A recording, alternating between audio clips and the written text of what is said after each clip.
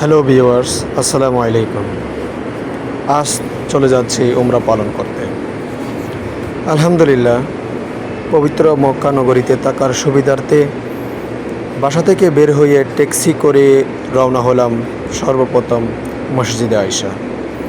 প্রিয় দর্শক, বিদায় হজের সময় মহানবী হজরত মুহাম্মদ সাল্লাল্লাহু আলাইহি ওয়াসাল্লাম হজরত মা আয়েশা রাদিয়াল্লাহু তাআলা আনহাকে ওনার ভাই আব্দুর রহমানের সঙ্গে উমরা পালনের উদ্দেশ্যে পাঠিয়েছিলেন।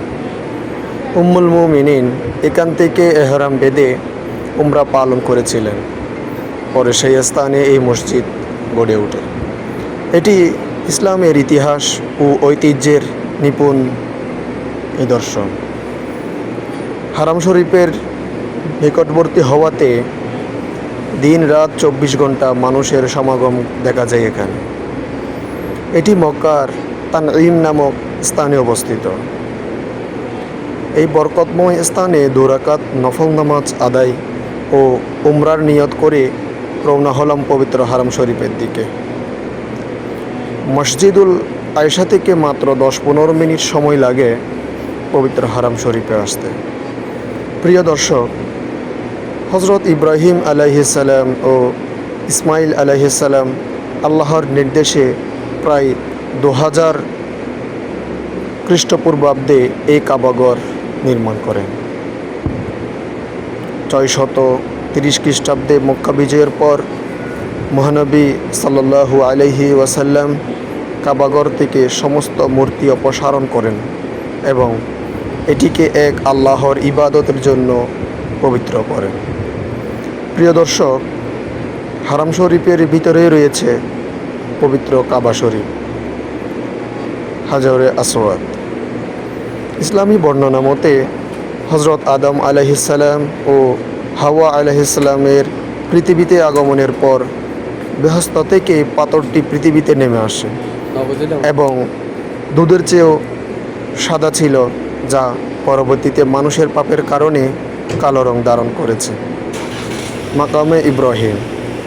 মাকামে ইব্রাহিম হলো মসজিদুল হারাম, হারামের অভ্যন্তরে অবস্থিত একটি পবিত্র পাথর, যার উপর দাঁড়িয়ে হজরত ইব্রাহিম আলাইহিস সালাম পবিত্র কাবা শরীফ নির্মাণ করেছিলেন। জমজম কূপ। ইসলামিক বর্ণনা মতে ইব্রাহিম আলাইহিস সালাম আল্লাহর নির্দেশে হাজেরা ও শিশু ইসমাইলকে মক্কার শুষ্ক জনমানব শূন্যে রেখে যান। তাদের পানীয় খাবার ফুরিয়ে গেলে শিশু ইসমাইল তৃষ্ণায় ছটফট করতে থাকেন। তখন হাজেরা আলাইহিস সালাম পানির সন্ধানে সাফা ও মারওয়া পাহাড়ের মাঝে 7 বার দৌড়াদৌড়ি করেন।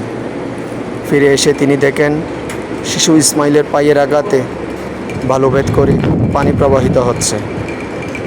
পানি যাতে ছড়িয়ে না পড়ে তাই হাজেরা আলাইহিস সালাম বাঁধ দিয়ে বলেছিলেন জমজম, যার অর্থ থামো থামো।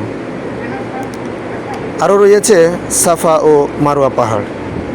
পানির খোঁজে বেকুল হয়ে মা হাজেরা আলাইহিস সালাম সাফা পাহাড়ে ওঠেন, তারপর মারওয়ায় যান। এভাবে তিনি মোট 7 বার 2 পাহাড়ের মাঝে আসা যাওয়া করেন।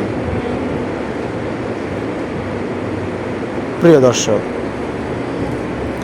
সর্বোপরি সকলের সুস্বাস্থ্য ও দীর্ঘায়ু এবং মক্কা মদিনা জিয়ারতের সৌভাগ্য কামনা করে ধারণ করা অভিজ্ঞতা এখানে সমাপ্ত করলাম। আসসালামু আলাইকুম ওয়া রাহমাতুল্লাহি ওয়া বারাকাতুহু। নিত্য নতুন ইসলামিক ভিডিও পেতে ভিডিওতে লাইক, কমেন্ট এবং শেয়ার করবেন।